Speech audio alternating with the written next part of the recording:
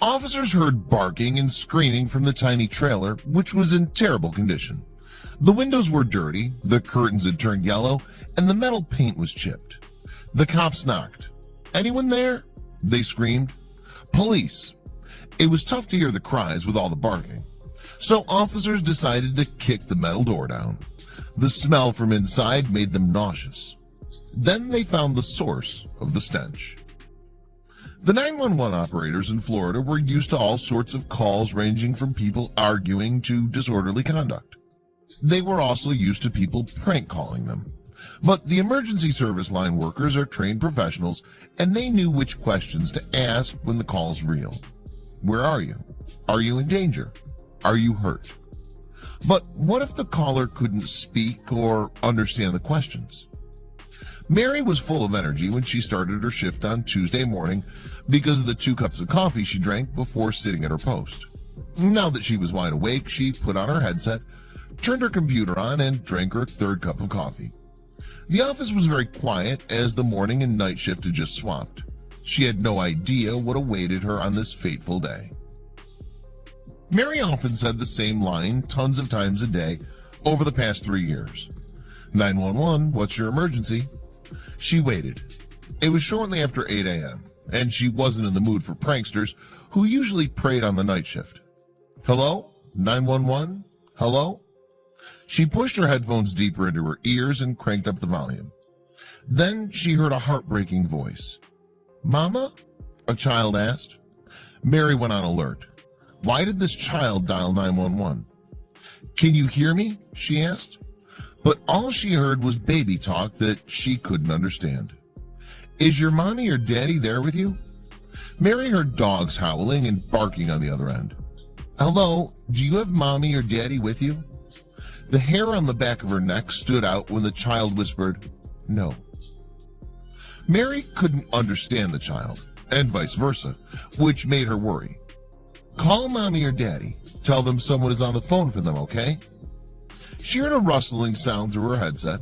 She started to wonder if the child's mother was injured. Then the child explained, No, she went out." Mary kept questioning the child, but the responses were barely audible. How could she help this kid? "Can you stay on the phone with me and talk to me?" Mary asked as she frantically used her keyboard in order to triangulate the child's location.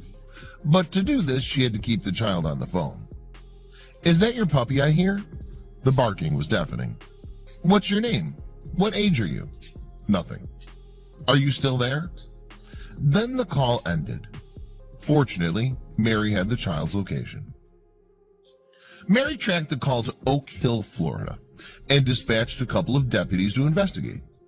Once the cops arrived at the trailer park, they discovered more than they expected when they arrived at the tiny trailer home. The shack was extremely dirty. There were 2 dogs trapped in a cage, but a 3rd one was loose and it looked really aggressive. The cops reached out to animal control before making their way into the home. But where was the child? The 3-year-old girl who made the call was in a corner, and she wasn't alone. She was with her younger sibling, and both their diapers were overflowing. They looked hungry too. But when the officers looked in the fridge, all they found was slime and mold. How long were these kids home alone? Where was their mom? How could any parent leave their kids in such horrible conditions? Then they saw something terrifying. There was a firearm in the center of the coffee table.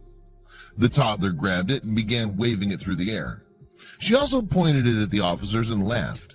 But once the cops took it from the child, they learned that it was loaded. Who would leave kids alone in a home with something so dangerous?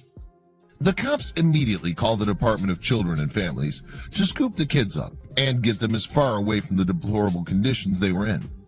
Now it was time to locate the mother. It took 2 hours and 6 deputies to find 26-year-old Tajira Tirado. The mother told the officers that she had only been gone for 5 minutes. She claimed that her kids were sleeping soundly while she met a friend for coffee. But a neighbor claimed Tirado left at 7:30 a.m. on a golf cart. So Tirado owned up to her mistake. The cops were aware that she never intended to check in on her kids when she didn't come home for hours. She wouldn't be off the hook anytime soon. Cops arrested Tirado and charged her with 2 counts of child neglect without great bodily harm. She was horrified to find herself in jail. Her bail was set at $5,000, but thanks to a bail bondsman, she was free to go home to her 3 dogs. However, those who uncovered what she had done wouldn't forgive or forget that fact that she'd put her kids in harm's way. Tirado's 3-year-old daughter and infant child were in state's custody while they tried to figure out if she's a fit mother. But given the events that transpired, it's safe to say that the state is very skeptical. Authorities who were at the scene claimed that the situation was heart-wrenching when they first arrived at the trailer home. But fortunately, the kids were safe and didn't go to sleep hungry. One person deserves more credits than the cops themselves. Mary, the 911 operator, kept the toddler on the phone for 8 minutes. This allowed her to track the call. She was calm and collected the entire time and was able to keep the child focused. Tirado may have abandoned her kids, but Mary didn't. She refused to allow crying and barking to keep her from doing her job. In the end, she saved these kids.